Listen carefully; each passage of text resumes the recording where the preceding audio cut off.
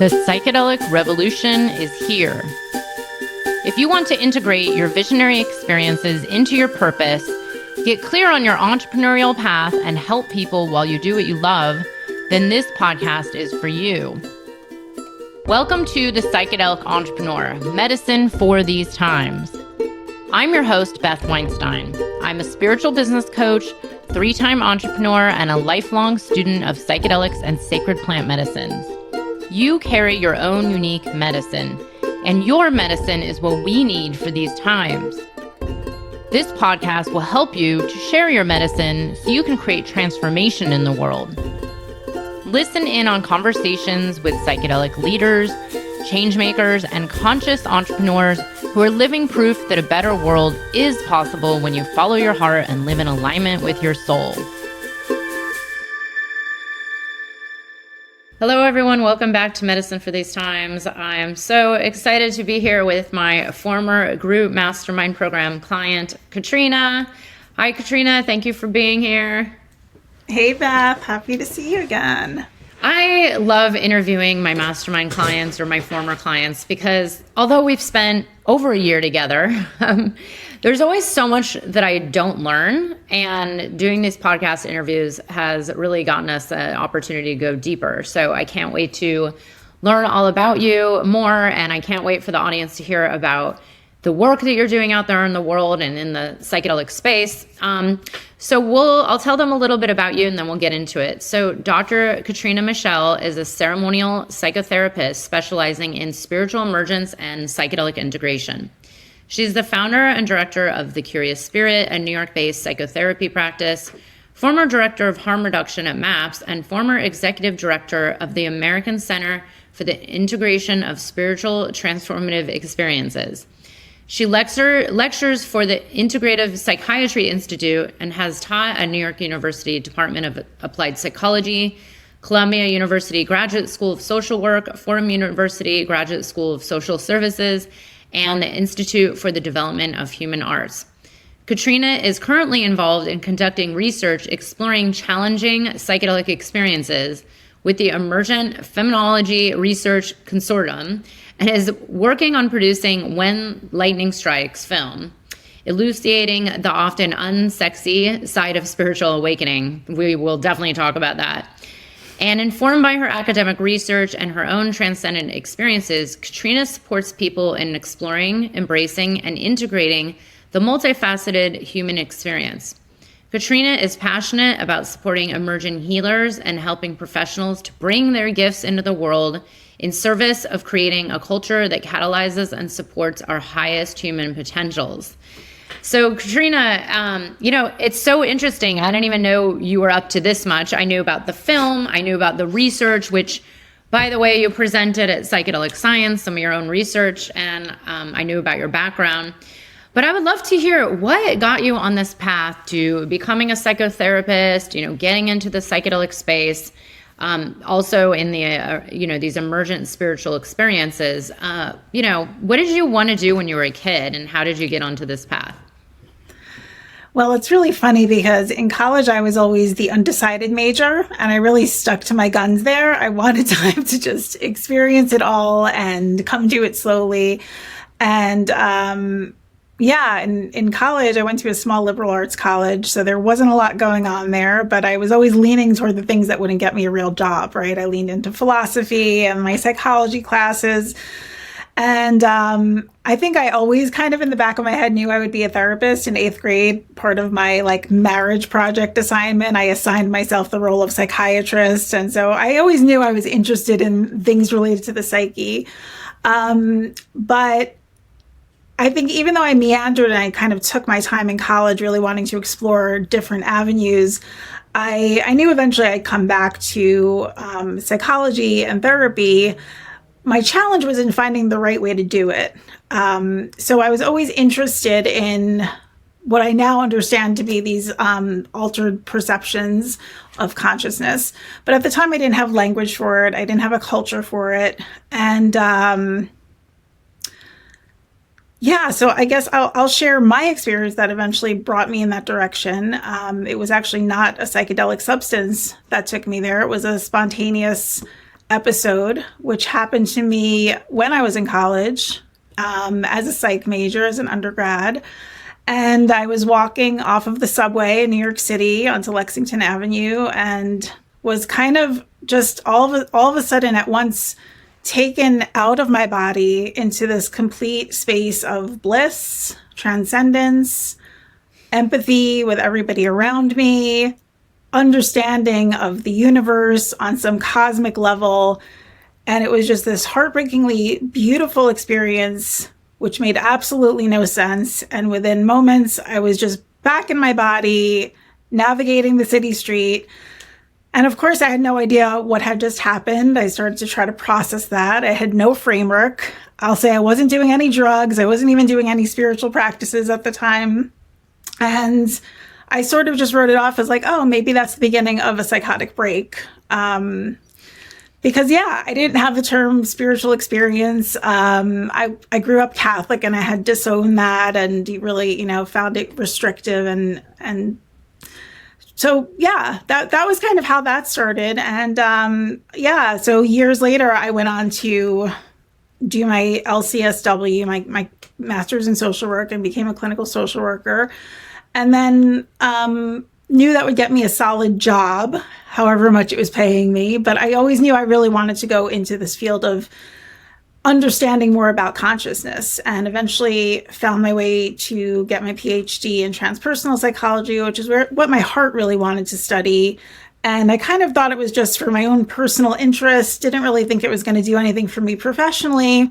But it really just opened me up. It supported me in my process of integration for that initial experience, which had happened 10 years earlier.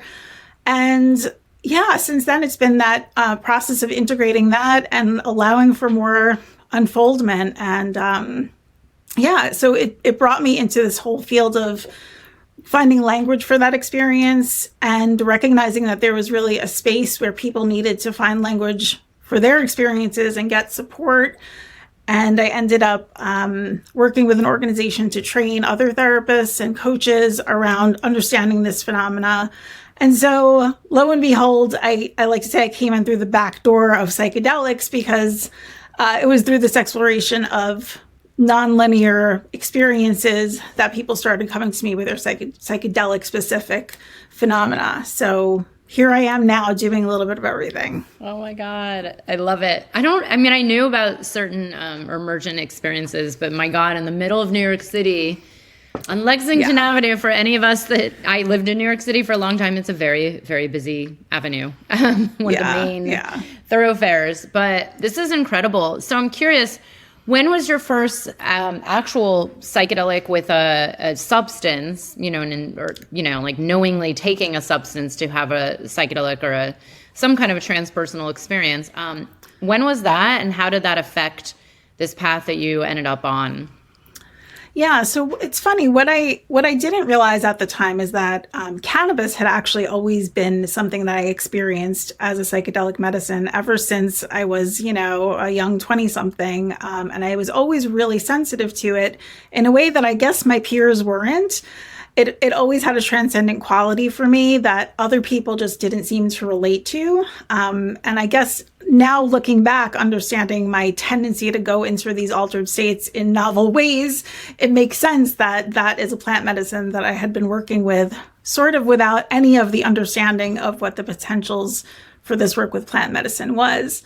And then it was years later, after having integrated some of my more intense personal experiences and growth processes, that I started working with psychedelics more intentionally, and working with ayahuasca specifically was a beautiful opening for me, a beautiful teacher, and I think really gave me a fuller understanding of the potentials here for us to just connect with the cosmos. And and that's where I lose my words, right? Because it's just such a profoundly mysterious space for us.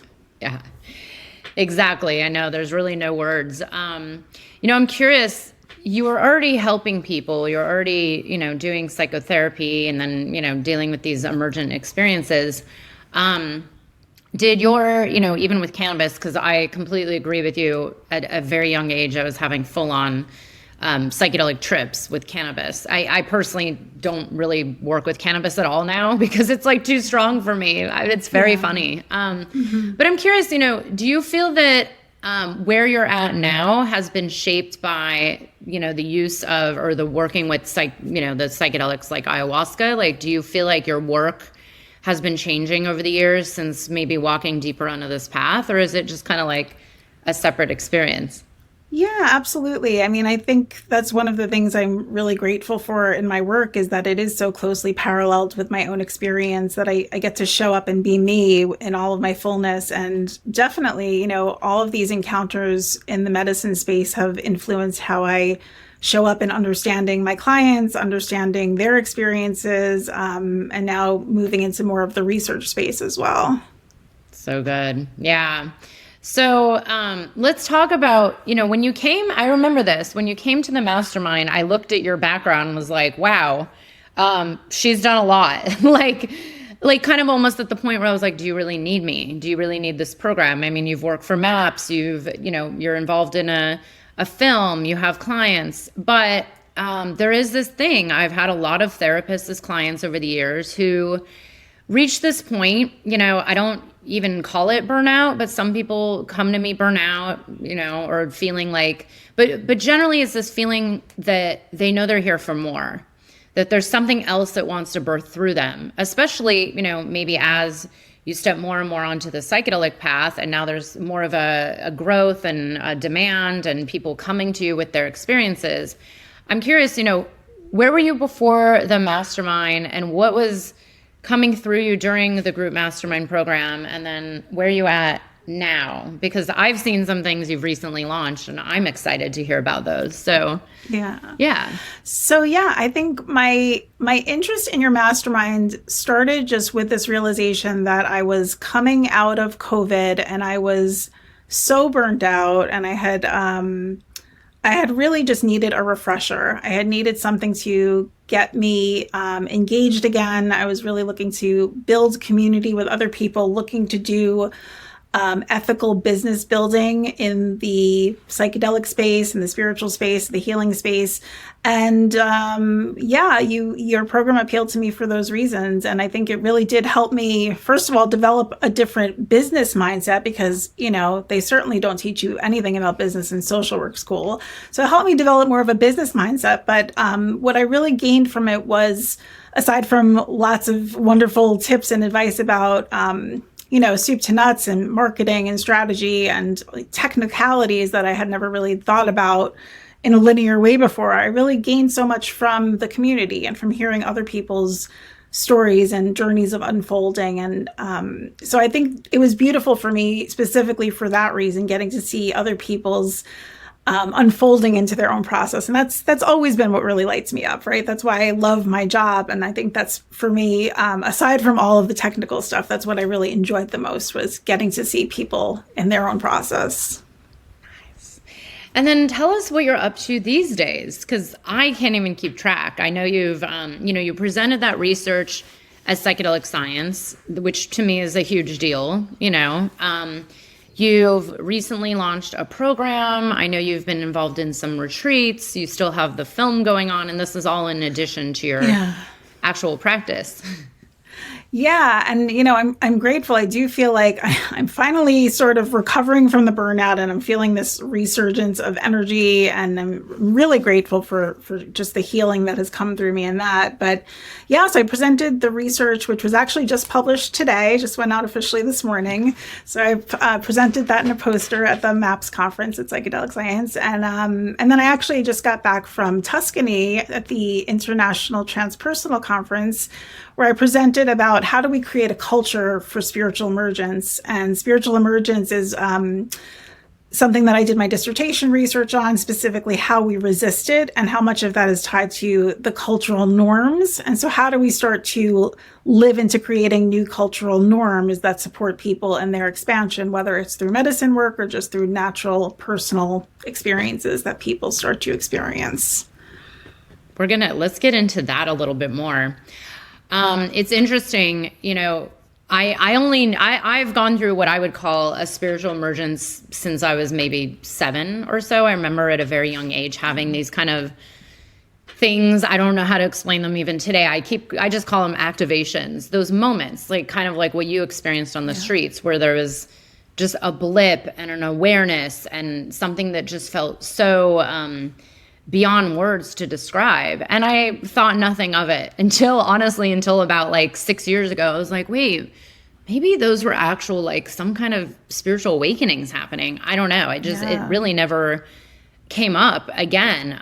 But I have had those blips in my life, like big growths very quickly that have been challenging, of course, and then also incredible to see how much life changes. But they can be very, very hard. I mean, I know, and I'm sure you've worked with a lot of people like this.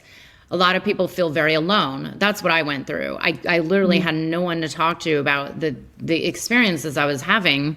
And finally, like one therapist kind of understood. But let's talk about the spiritual emergence and the research that you're doing and what this is all about, like creating this culture. Because you're right, there's probably a lot of resistance going on. Yeah, there really is. And, I think what you're describing, especially as a child, is one of those things that we dismiss as a culture. It's like, oh, kids and their imaginations. And, whether or not you're even able to articulate it, who knows how you'd be received. But, in my work over the years, my research and my work with the Assist organization, coming across people who did disclose these experiences and being met with their own judgments, their diagnoses, their pathologies, sometimes being medicated, thinking that they're psychotic and that there's something really wrong going on with them. There's been so much PTSD that I've encountered from people who've been met in the wrong way that I think this is just something we're still stepping into as a culture, is educating our professionals about how to understand these experiences without writing it off as like new agey woo-woo nonsense, because these are legitimate experiences. And, this is also what my film is endeavoring to speak about. So the film is called When Lightning Strikes, The Unsexy Side of Awakening. And it's really meant to help people recognize that you don't have to be on a spiritual path, engaging in spiritual practice, or think of yourself who's interested in pursuing this stuff to have an opening like that. It can happen to these machismo football players who are just walking down the street and suddenly they're hit with this state of cosmic awareness that can wreak havoc in them because they don't understand what's happening and no one in their network knows how to support them. So it's really complex. There's a lot of room for learning. There's a lot of room for growth, and ultimately room for integrating the wisdom of the spiritual traditions, however you understand them, along with modern consciousness research, and, giving people an opportunity to step into their highest selves, because what we're really doing is blocking people from their expansion, and we're keeping people on a level that is not supportive of them stepping into their fullest potentials. And as we know, that's what we're here for. Wow. And that is true. I mean, I've heard more stories, especially the last few years, of like the random person having that awakening experience. I mean, I get tons of people writing me, tons of people applying to my various programs, sharing about these kind of experiences. And it is very fascinating, because I know what I've personally gone through. It feels like you're in two different worlds. There's this old you, and then there's this new you. And it's like, if you don't have the right support, or you don't know how to make sense out of it, it can be actually very challenging. So I'm curious, where do you think psychedelics and spiritual emergences? Well, first of all, let's define, what is a spiritual emergence for those that might not. I guess I don't even know what exactly it is. Like, different. Well, I think I think we tend to talk about more as like spiritual awakenings, right? But I use the term spiritual emergence that Stan and Christina Groff used. They coined that term when they published their book by the name of Spiritual Emergency. And the idea of spiritual emergence is it's something that naturally emerges from us. It's a part of our natural human developmental process that unfolds, and it brings us into higher aspects of ourself. So it could be increasing sensory psychic development. And it could also come along with these challenges that our systems don't know how to hold them yet. So it can create some some problems along the way as we're trying to kind of walk through the world that honors these new experiences coming to the surface without labeling ourselves or thinking we're crazy. One of the things that's really common in these experiences, people's values change. So I know you interview a lot of people on your show who come from these very different corporate financial backgrounds, and then they come into working in the medicine space because they've gone through a process like this. So what happens when your entire worldview falls apart, everything you've based your sense of meaning and purpose on, and all of a sudden you're in this new space? It's an existential challenge, and you have to find people who can meet you there and help you kind of get the support you need to grow into it and kind of mindfully move out of the spaces you were in. One of the guys we interviewed for When Lightning Strikes is somebody who was in that space of, very materialistic, well-to-do. And then he had this opening and he literally went to the beach in LA and started giving his money away. And, meanwhile, this guy has like 3 kids and his wife is like, what are you doing? So there's a way we have to navigate these, because even though we're opening up to a bigger sense of meaning where we think money doesn't mean as much, we're still living in this world. We still need money to raise our families and to take care of ourselves. So this is the integration process that we talk about. And it happens, we're commonly hearing this phrase integration with psychedelic work, but it also happens with this natural process of spiritual emergence. Wow. That is incredible. I mean, because I can actually relate to that many times. I've had these moments of like, oh, I should just give it all away and throw it all away and just live on a mountaintop by myself, just kind of like becoming that, I've even had thoughts of like, oh, maybe I should go join a monastery and just be a Buddhist monk and just meditate the rest of my life, but then I really like being of this world. I like to serve. So I love that you said the integration, the I word. Yes. What I was going to ask about was that maybe it's just because we have more ways of communicating these days, but it feels like more and more people are going through these spiritual emergences. And then there's also this growth of the psychedelic space. Psychedelics are becoming widely more available, kind of in the public eye.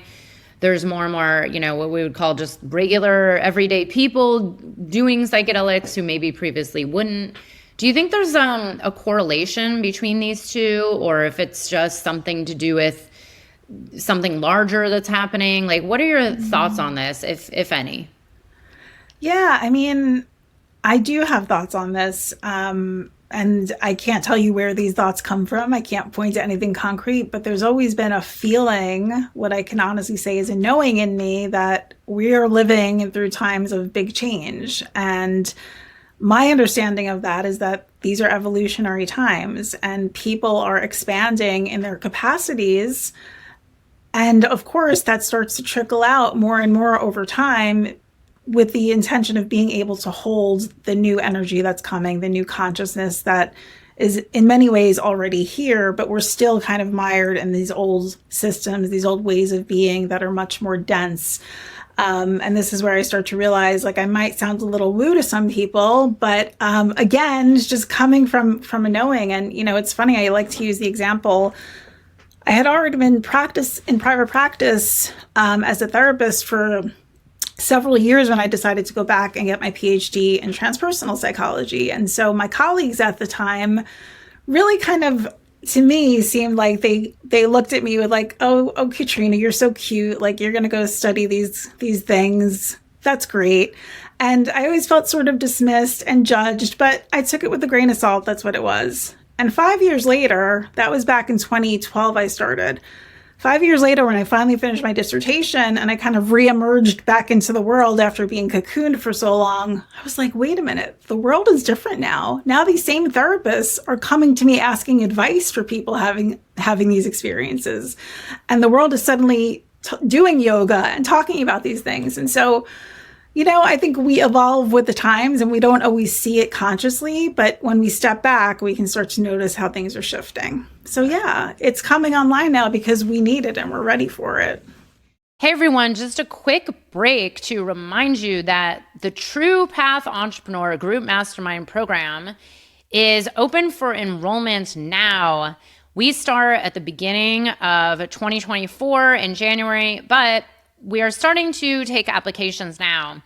If you'd like to learn more, you can check out the Mastermind webpage on my site at bethaweinstein.com/mastermind.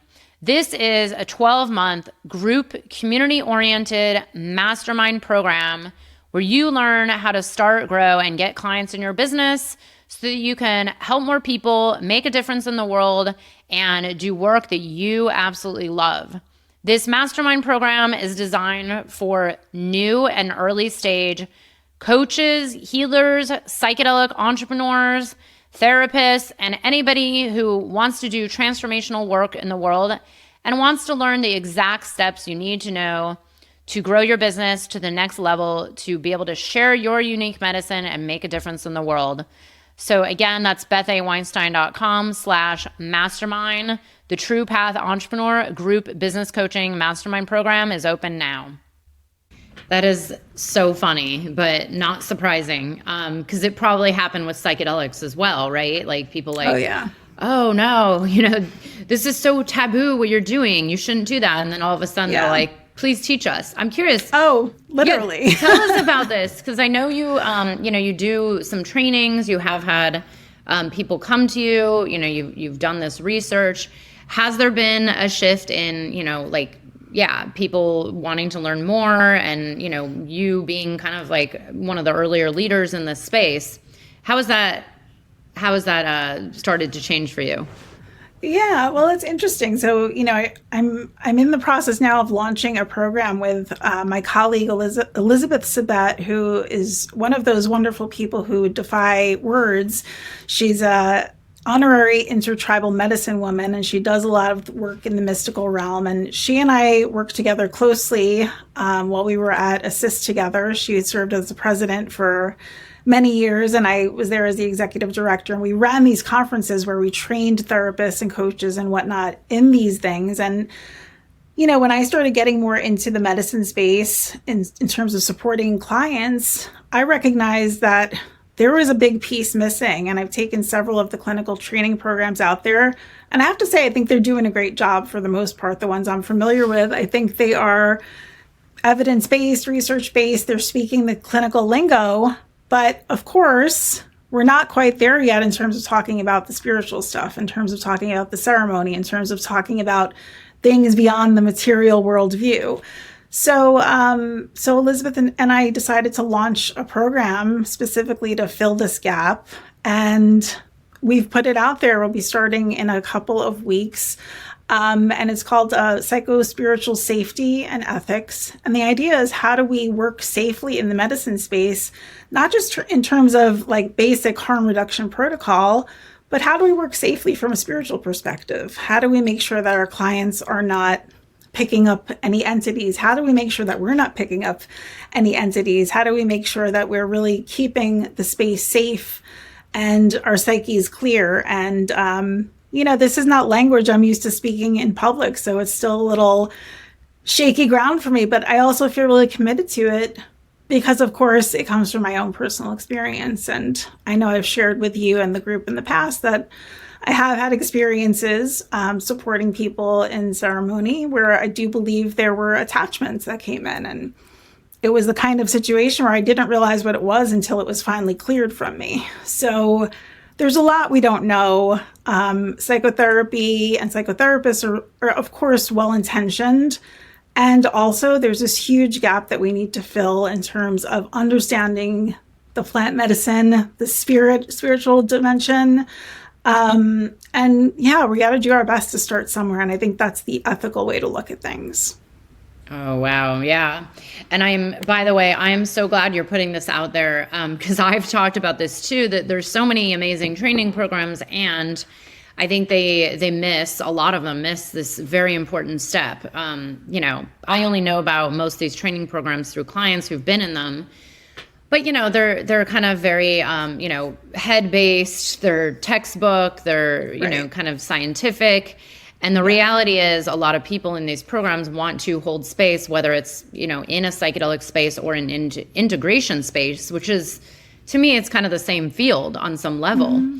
And I completely agree with you. This is not being talked about enough, except the people I know who hold medicine space. They'll talk about it. But this is what I've been saying for years. I feel like this is a very big missing piece for people that are looking to step into this space. And I also agree with you. I've had personal experiences where I was like, wow, I did not realize that could happen. And it did. And it, until you actually know and feel it and experience it yourself, which I think a lot of people have maybe experienced and not even, realized. I think, that's probably has happened to all of us. So I'm really glad you're putting that out there. Yeah, absolutely. Let's talk a little bit about this idea of ceremony and psychotherapy. This is another thing I remember when you were in the mastermind, kind of trying to bring all of yourself into your practice. And that's a huge part of what we do inside of the mastermind. There's so many people that come in who maybe have had, multiple different trainings and experiences. And, they come saying like, how do I bring all of my passions to my work? Especially as a therapist, you have the kind of traditional business model with clients. And then there's so much more to it. And then there's also what you want to be doing, like maybe you, and maybe not you, some other clients I've had in the past say that, okay, well, I really love this. And there's a big part of myself I'm not bringing to my practice. And I'm curious, we've talked about how, you want to bring in kind of this idea of like the ceremony, this other aspect into the therapy space. Let's hear about that. And what was your process to kind of allowing this to come through? Yeah, well, it's funny, I think I've always been doing this subtly, and it's one of the reasons I went to social work school, because I met some pretty cool social workers back in the day when I was doing my research, and I was like, they're able to kind of take a past life regression training and then incorporate it. So I've always done it, but I've always done it in a very measured way according to the individual client. And I think, it does dovetail with what I'm offering in this new training is really acknowledging that the ceremonial aspect is what's missing from that personal inquiry space, whether it's a medicine space or a therapeutic space, bringing in ritual, bringing in ceremony, opening up to support from the spiritual dimension, opening up to things that are a little bit more outside of the clinical boxes, can really support us in our own process, right? It helps us get out of that control center of the left brain where we're always needing to kind of dominate and organize the material, and lets us open up into the right brain where things are more malleable, things are more flexible. And that's where that flow starts to come in. That's where the ease starts to come in. That's where the parasympathetic nervous system can start to come online and support us. So I think bringing in the ceremony is my way of having a creative expression in my sessions, just giving myself a little bit more flexibility to be fully myself and bring in what my intuition is guiding me toward, and letting my clients know from the get-go that this is how I work. And if they want to work with me, that I really would like them to be as open as possible to these modalities. And how is that I love this. How has that worked? I mean, are you getting more and more clients that are into this, or have there been people that are like kind of freaked out by it? Yeah. What's been your experience? There are some people who aren't ready for it yet. And I think that's totally fine. We all have our growth process.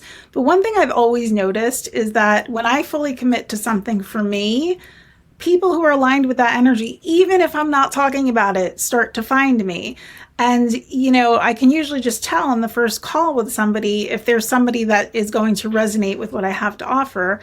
And usually after that first session, they'll know if they're ready to go deeper with me or not. So yeah, it's one of those things, when you put it out there, everything starts to organize around it. So it's just about me kind of stepping into my truth some more.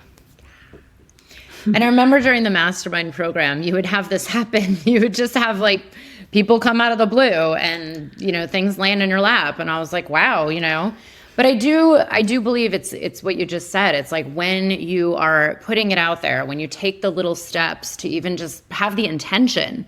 I always say there's not actually a lot of work one needs to do in the mastermind. I mean, yes, there's some things that, maybe will get you more results, but I've had clients go through this mastermind, not really do anything.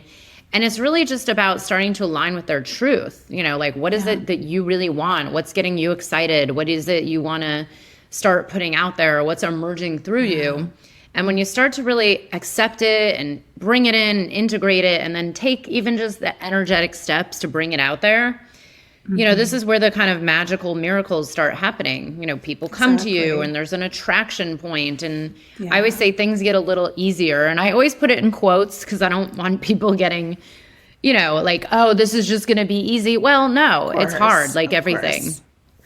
Of course. Yeah, but it starts with your truth. And I think if we focus on our truths, I think we all are here with a purpose and we all have this unique signature. And the closer we get to not being afraid to execute that unique signature, the more we're fulfilling our divine purpose. And if more of us start doing that, I think that's the new world that we're looking to build. And I think that's what we need for the shifts that are happening around us. Huge, huge. Now I'm curious, when you look at yourself as a person, not just your business, but your whole life, because you are also in our secret Moon School program that happened after the mastermind, which is not actually available to the public yet, maybe one day. I'm curious, when you look at where you were in your life before joining the mastermind, where you are today, what do you find has been some of the biggest shifts? Like, just being around that community or in the container or being held in that way, what do you think has changed the most, or the top few that has changed the most in your life? Yeah, it's funny. The first thing that comes to mind is I don't feel as exhausted as I used to. I feel like something about the way I have shifted to execute the projects that I'm working on has allowed me to find a balance in what I'm doing instead of coming from that place of exasperation. And I do think that's over time through the mastermind and through our secret Moon School, just gradually refining exactly what it is I want to do based on my interest, my energy, my passion, my calling, and just letting myself lean into that more instead of coming from that place like many of us do, where we get into scarcity, we get into fear, we get into, concerns about the obligations of our licensure, right? So not being afraid to kind of go outside of the box a little bit and just open up to following my heart more. And, I think for all of us, if we just lean into that incrementally over time, we are all going to find what we're looking for. Yes, I completely agree. And, you did just mention something that comes up with so many people about the license and this limit, the limitations of, with therapists, with nurses. There's a lot of fear around even sharing about your own psychedelic journeys or sharing even your stance on psychedelics a therapist or a nurse. I've seen this for years, and I always wonder, is it really a possibility that just because you say you believe in the healing potential of psychedelics that your license is going to get taken away? I mean, is that a thing? And I'm curious, have you run into any, issues with your license? I mean, you were working at MAPS at one point. You presented research. You are currently, doing this film. Has anything ever come up that's been kind of like threatening or a negative around your status and your license? No. I mean, I think, knock on wood, I think I'm doing everything by the book. There are ways that therapists can legally trip sit. There are ways that we can legally offer psychedelic assisted therapy. Whether that's ketamine in New York State or whether that's offering a substance like psilocybin in Mexico or somewhere where a substance like that is legal. There are ways that we can do this. And I think, again, it comes down to what do I really value? And what I really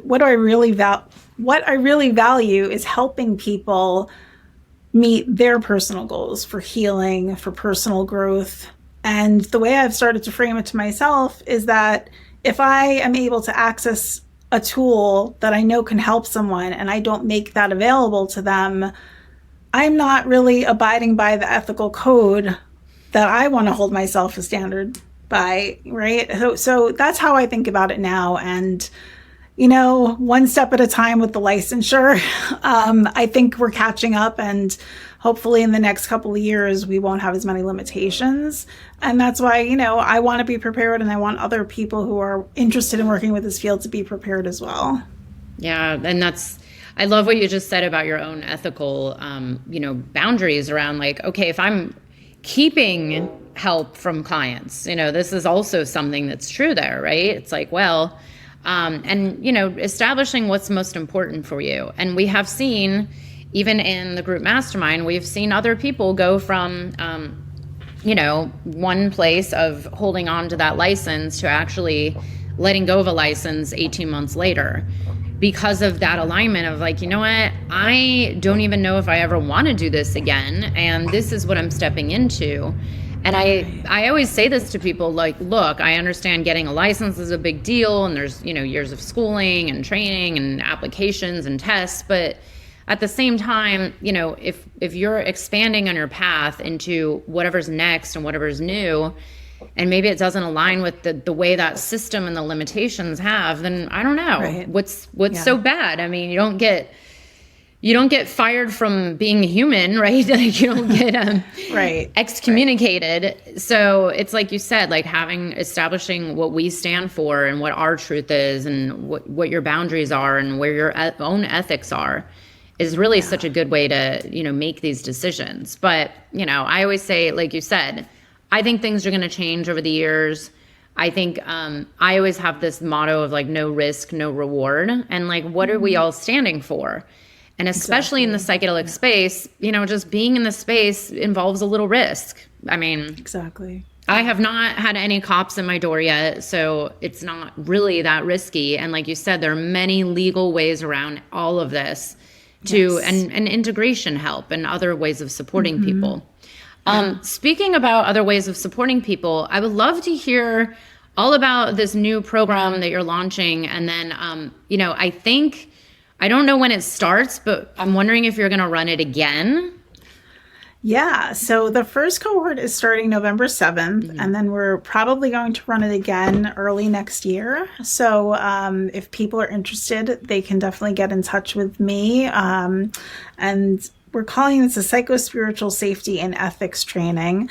And it's a 6-week program. It's going to meet weekly for about 90 minutes. And we're really going to go through various elements about creating that sacred ceremony to work with plant medicine and support your clients, even in a psychotherapeutic ceremonial space, in a way that will give you access to something that perhaps you haven't had access to or education about before. So I'm really excited. I'm really excited about my collaborator being willing to offer us up her knowledge in this area. She's been someone I've really trusted with my own process over the years, and I'm eager for other people to connect with her and what we have to offer through this. Sounds amazing. Now, I'm curious, is it more geared towards therapists or people that are counselors, or is it really anybody who maybe like holds space or sits in the space? Like, who's it for? Yeah, so it's inspired by my role as a therapist and sort of seeing what's lacking in the space, but it's certainly open to anyone who is interested in working in the psychedelic medicine space or is already serving as a space holder, trip sitter, coach, integration coach, anything like that. We really want to make it accessible for people to just develop new skill sets and new language around working with, dare I say, this interdimensional space, because let's face it, that's what's really happening here. These are more than just brain chemicals sweeping around. Exactly. And, I would love to see you talking more about the interdimensional space out there in the world. I think everybody would. Yeah, well, here we go. I just said it out loud for the first time. So we got to be, the reality is anyone who works with medicines, would agree. It's not just chemicals. It's not just this, like altered state for a few hours. It's like it changes your entire perception of reality. And it's kind of like they say, it's like you enter in through this cave. There's no turning back. I don't know. Maybe some people have learned how to unlearn what they've learned, but, we have to really accept it. And I think people are really ready for this, especially because it's not being talked about. And I think a lot of the reasons why these training programs have left this big piece out is because of that fear of like, well, you know, we have to be kind of in this old world of like, we're going to just give you information for your mind and that's it. Right. But that's not really what happens in that actual space. And everybody who's been in a space knows that. Exactly. So speaking of, you know, coming out and speaking more about who you truly are and the interdimensional work, what else do you have coming up? And I would love to know, where can people find you? What do you offer? How do people work with you? Yeah, well, I'm most excited about supporting other healers and helpers, whether it's people who are interested in working in the medicine space, people on their own spiritual journey. I do a lot of mentorship and supervision for, you know, people who may need clinical hours around getting their own licensure, or just want to check in with somebody who's a little bit more flexibly minded. So I'm looking at exploring more offerings for that in the next year.